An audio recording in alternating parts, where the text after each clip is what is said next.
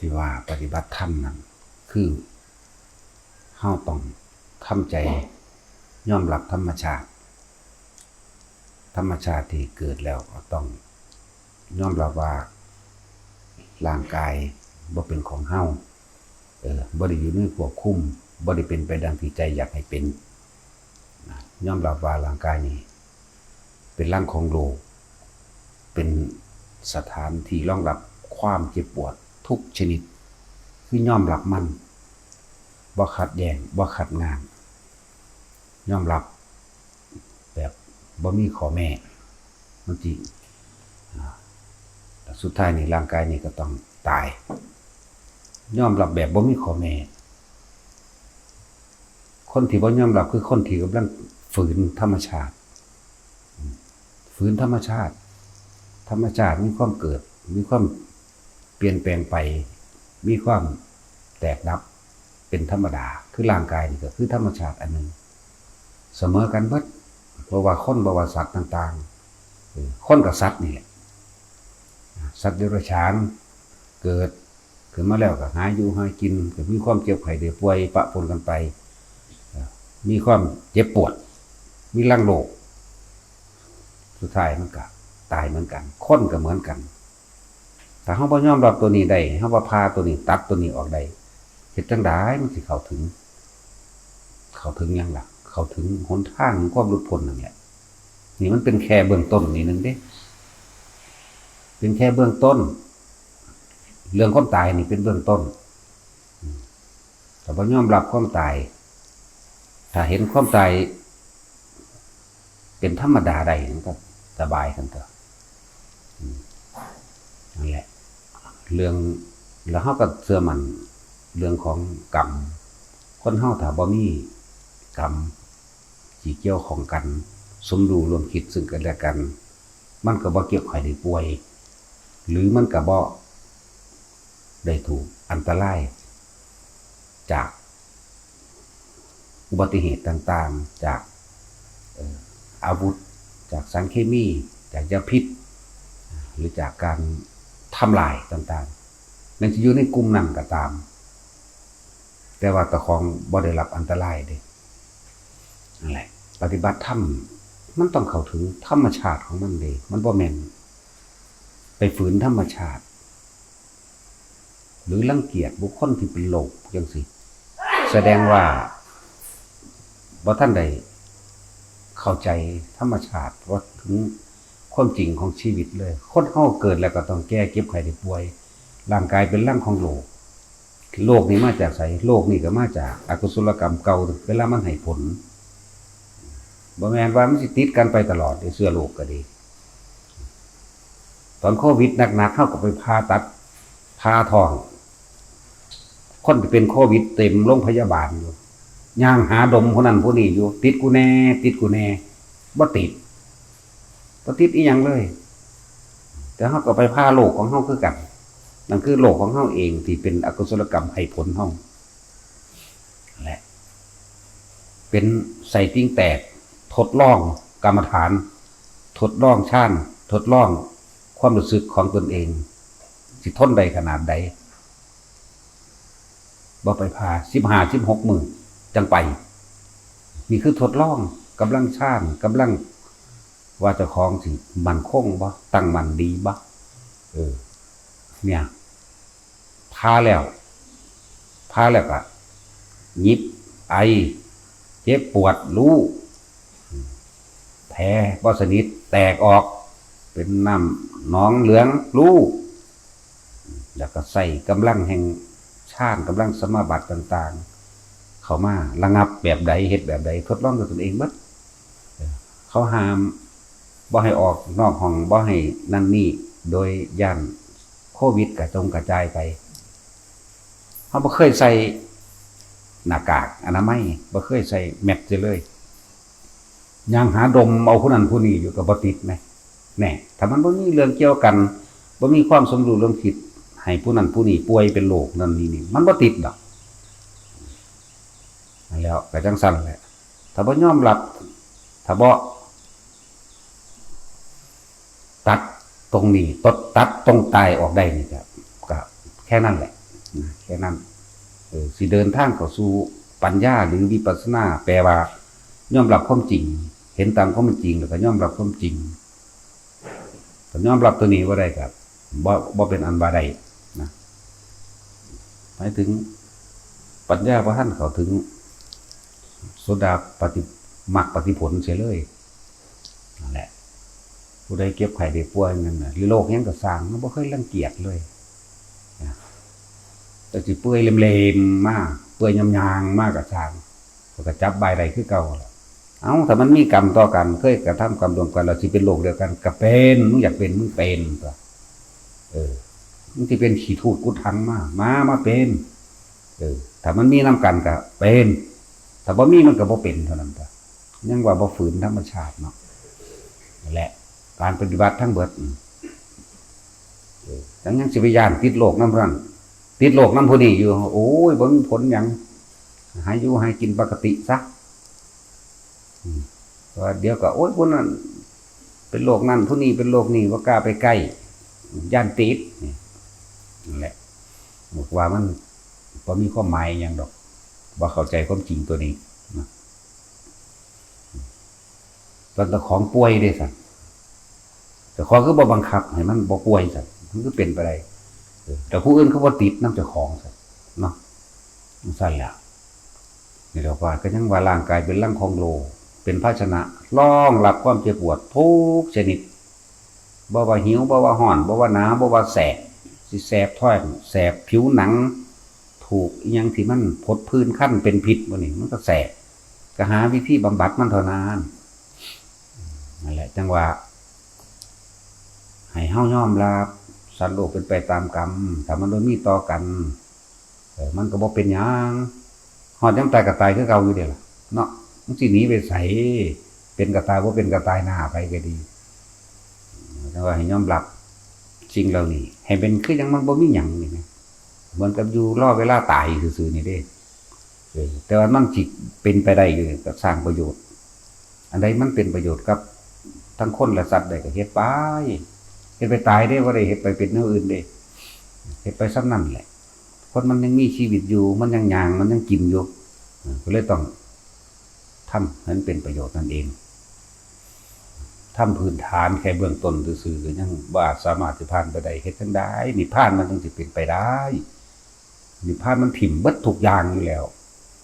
ต้องสลัดและสละปล่อยออกจากความยึดมั่นถือมั่นออกความอาลัยจากความอยากได้ดังใจจากอุปทานยึดจังซั่นพระนิพพานมันบ่ได้ห่วงไผ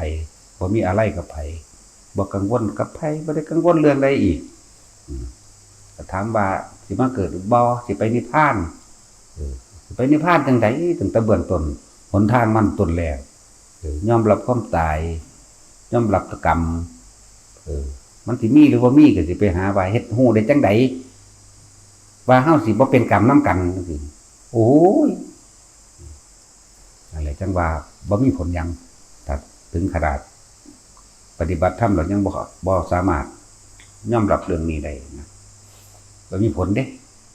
มีแต่ความกังวลกับเรื่องนั้นเรื่องนี้โอ้ผู้นี้เป็นอันนั้นผู้นี้เป็นอันนี้กูสิติดโอ้ยมาติดกูนี่มาร่วมนำกูทั้งเบิดนี่หังดีเนี่ยปฏิบัติธรรมจังใดจังสิเป็นจังซั่นก็เลยต้องปล่อยนะต้องปล่อยแล้วแต่นี่คือเรื่องนึงส่วนอย่างอื่นที่เป็นเครื่องสนับสนุนคืออาหารยารักษาโรคนุ่มที่อยู่อาศัยการให้ท่านสิ่งทั้งหลายเหล่านี้หรือการอะไรที่มันเป็นประโยชน์ปลูกต้นไม้ของกินได้ไว้ให้ท่านสังฆะวัตถุไว้สงเคราะห์โลกเท่ากับร่างตัวเองเฮ็ดได้มากหรือน้อยก็สร้างขึ้นอยู่ที่ใจเฮาสละพวกนี้บ่แม่นว่าสิเอาบักใหญ่กว้างใหญ่ทั่วโลกทั่วนั้นได้ดอกเฮาเฮ็ดได้ในวงแคบๆเฮาก็เฮ็ดมันก็เป็นอันเดียวกันนั่นแหละได้มากได้น้อยก็แล้วแต่จังว่าบ่สละแม้กระทั่งความรู้สึกที่รังเกียจได้แต่รังเกียจผู้อื่นก็รังเกียจเจ้าของนั่นแหละสุดท้ายก็เจ้าของได้รับคือเก่าจังว่า หลายๆอย่างที่พวกเขาต้องน้อมเข้ามาเห็นตามความจริงว่าเกิดแล้วแก่เจ็บไข้ได้ป่วยสุดท้ายก็ตายสิเป็นโรคก็ตายว่าเป็นโรคก็ตายนะยิ่งหนทางอันนี้เป็นหนทางที่ต้องท่วนกระแสเด้ท่วนกระแสความเสื่อของคนพร้อมท่วนกระแสความยานความหวาดกลัวอันตรายต่างๆท่วนกระแสเบิดท่วนกระแสเขาบอกเรื่องผีสางนั่งใหม่โดนบันดาลหรือว่าผีเห็ดตั้งนั้นท่วนกระแสเขาบ่สนใจบ่มีในความคิดน้อยก็บ่มีท่วนกระแสเรื่องสิติดโรคนั้นพวกนั้นพวกนี้บ่มีในความคิดติดก็ติดไปโลดก็แค่นั้นแหละยังก็ดีนั่นแหละให้มันเห็นตามความจริงเบื้องต้นแรกร่างกายเป็นร่างของโลกร่างกายบ่เป็นของเฮาบังคับบ่ได้หิวร้อนหนาวคือบ่บังคับมึงจะหนาวมึงจะหนาวมึงจะร้อนมึงจะร้อนก็มีตั้งแต่หาเสื้อผ้ามาใส่จุดไฟผิงกันตัวแนวป้องกันมันแล้วตอนยอมรับขั้นต้นแรกบ่ได้ก็เป็นอันว่าบ่ได้โสดาปัตติมรรคก็บ่ได้สิไปว่าหยังกับโสดาปัตติผลสิไปเข้าถึงอีหยังโสดาปัตติผลคือยอมรับความตายยอมรับความตายยอมรับเรื่องของกรรมเป็นก็คือเป็นบ่เป็นก็แล้วไปสุดท้ายมันก็ตายคือเก่าแน่ยอมรับความตายตัดตายได้แหละอย่างสั้นแล้วก็มีพระรัตนตรัยเป็นมีธรรมพระรัตนตรัยเป็นที่พึ่งเท่านั้นคำว่าศีลก็แค่ว่าบ่เบียดเบียนทำร้ายผู้ใดผู้หนึ่งเสียชีวิตและทรัพย์สินตลอดทั้งคนและสัตว์นี่พระโสดาบันเป็นแบบนี้จิตมุ่งเฉพาะปฏิภาณแต่ว่าจิตมุ่งบ่แม่นว่าการกระทำอย่างหนึ่งความคิดแล้วก็เว้าไปอย่างหนึ่งเด้ตรงกันเด้ว่าทุกคนที่มาฝึกหัดนี่ถ้าเฮาบ่ยอมรับความจริงของร่างกายเป็นร่างโลกเฮาบ่ยอมรับความตายเฮาบ่ยอมรับความแก่ความชราก็เป็นอันว่าบ่ผ่านในขั้นต้นเพราะแล้วเฮาบ่อาจสามารถที่สละตนเองสละมันเป็นคำเว้าซื่อเลยจริงๆคนที่เฮ็ดแบบนี้ได้เป็นปกติของการกระทำเขาสละหรือบ่สละก็บ่แม่นการสิเอามาเว้าแต่ว่าต้องเว้าถ้าบ่เว้าก็บ่เข้าใจถ้าบ่สละตัวเองรับใช้ผู้อื่นได้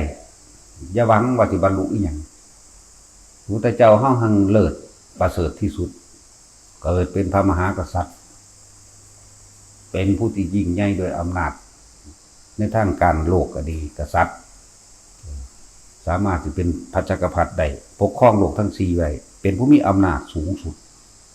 แต่ว่าสละสิ่งทั้งหลายเหล่านั้นออกมารับใส่คนเลยจากว่ารับใส่เด้ย่อมมานอนน้ำปลาน้ำโดงหาขอทานกินไปแต่ละมือแต่ว่าอาศัยความจริงออกเผยแพร่อาศัยธรรมะเพื่อสิเอาธรรมะเอาความจริงเอาอริยสัจสี่ปฏิจจสมุปบาทเอาทุกข์สมุทัยเอาทุกข์มาแสดงให้คนเห็นทุกข์ในตนเองเพราะความยึดมั่นถือมั่นเอาเหตุแห่งทุกข์เพราะความอยากของคนมาแสดงเพื่อให้เห็นเพื่อให้ปล่อยเอาหนทางแห่งการดับทุกข์มรรคมีองค์8นี่เดินตามนี่เด้อพวกเจ้าสิบ่กลับมาเกิดเอานิโรธดับทุกข์แล้วเป็นแบบนี้ทุกข์สมุทัยมรรคนิโรธหรือนิโรธมรรคแล้วก็อันนี้สาเหตุแห่งความเกิดเพราะว่ามีความคิดแบบนี้แล้วก็ยึดไปตามสิ่งที่ตัวเองคิดดีคิดเลวคิดร้ายนั่นแหละเพิ่นสละราชสมบัติทั้งหมดบ่แค่ว่าราชสมบัติโดยตระกูลเกิดสมบัติของพระมหาจักรพรรดิปกครองโลกได้ทั้ง4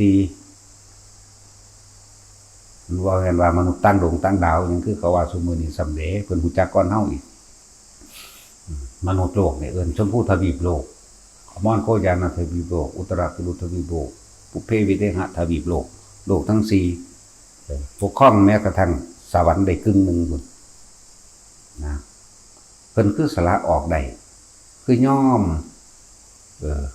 นี่คือรับใส่เด้ที่ว่าย่อมเป็นแค่คำเว้าที่จริงเพิ่นความเมตตาอาปมัญญาหาประมาณบ่ได้อยู่แล้ว เมื่อสิ่งที่พระองค์เห็นแล้วพระองค์ทุ่มเทสุดชีวิตทั้งชีวิตคนเป็นขี้ทูดกุดถังไปเอาหาผ่าสุบน้ำเสโตให้แสดงธรรมให้ฟังพร้อมพระอานนท์ถามพระองค์พระเจ้าข่านบ่ยันติดโลกบอกดูก่อนอานนท์คนเราถ้าไม่มีกรรมต่อกันในการที่ทำให้เขาเป็นโลกเราเป็นโลกโลกนั้นภัยนั้นจะมีมาจากไหนกันเล่าเซฟ2 องค์ 3 องค์คนเด้ว่าแม่ว่าต่างๆภากุณะเด้ภากุณะป่วย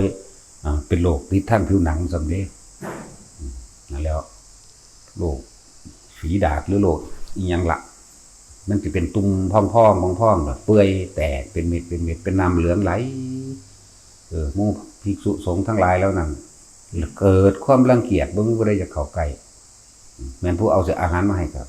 ว่างไว้ไกลๆมันเฝ้านี้ยันติดแต่พระพุทธเจ้าเฮ็ดให้เบิ่งเลย